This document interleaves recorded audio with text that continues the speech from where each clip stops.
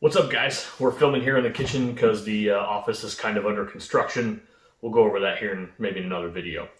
So, been looking at getting some new scan tools. Thought I'd check out new offerings from Autel. I ended up with the MS919, and I'll kind of give you some reasons why. But first, let's check out what's in the box.